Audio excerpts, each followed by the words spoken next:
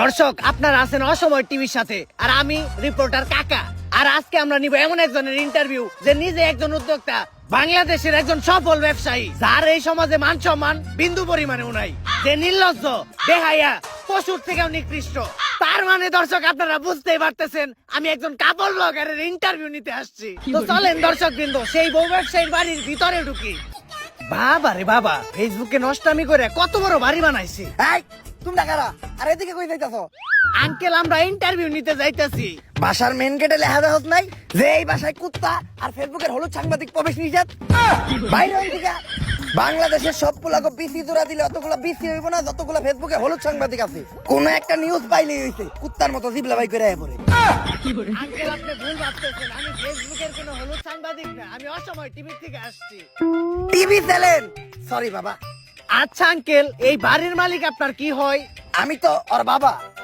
কি বলেন আঙ্কেল, আপনি একজন কাপড় ব্লগারের বাবা? আচ্ছা আঙ্কেল, আপনি যে একজন বউ ব্যবসায়ীর বাবা, এতে আপনার অনুভূতিটা কি? ওয়াক্ফ লজ্জা করে।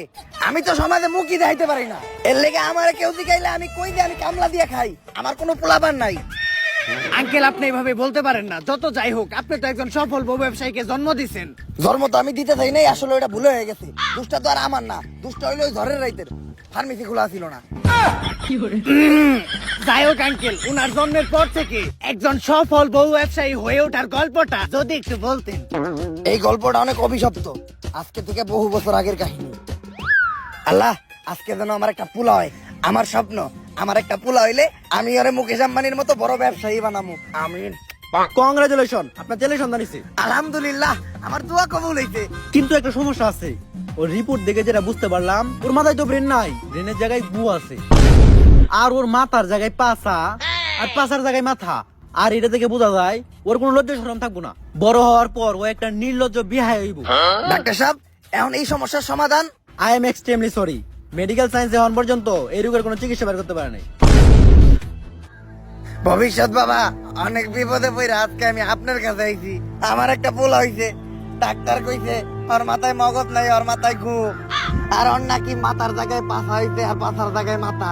এর লেগে ওর নাকি কোনো লজ্জা শরম থাকবো না। আমার স্বপ্ন হইলো আমি আমার পোলারে বড় একটা ব্যবসায়ী বানামু। কিন্তু এগুলা দেখার পর তো মনে হইতাছে ও বড় হইয়া টিকটকার হইব। বাবা, আপনি কিছু একটা করেন। তুই কান দিস না বচ্চ, এখনই আমি তোর পোলার ভবিষ্যৎ দেখতাছি। আই এম ব্যাক, ধিমো এবার কাপড় ব্লগার করে ঠেক।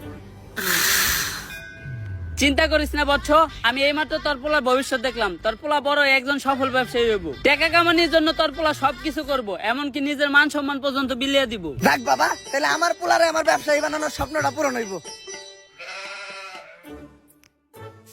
কিন্তু বাবা, আপনি তো আমার এইটা কইলেন না যে আমার পোলা বড় হইয়া কি ব্যবসা করব। বউ ব্যবসা করব। যতটুকু কইছি আমি আর কইতে পারবো না। ওরে ধর্ম দিয়ে আমি এক পাপ করছি, ওর কাহিনী কইয়া আমি আর পাপ কামাইতে চাই না। আস্তাগফিরুল্লাহ, নাউযুবিল্লাহ। পোলাপান বলে এত খারাপ হয়? কাপড় ব্লগার কো নাম মুহে নিছি, এখন যে আবার আমার উযু করতে হইব। আস্তাগফিরুল্লাহ, নাউযুবিল্লাহ। দর্শক, একজন বউ ব্যবসায়ীর বাকি সফলতার কাহিনীটা আমরা তাদের মুখ থেকেই শুনবো। চলেন।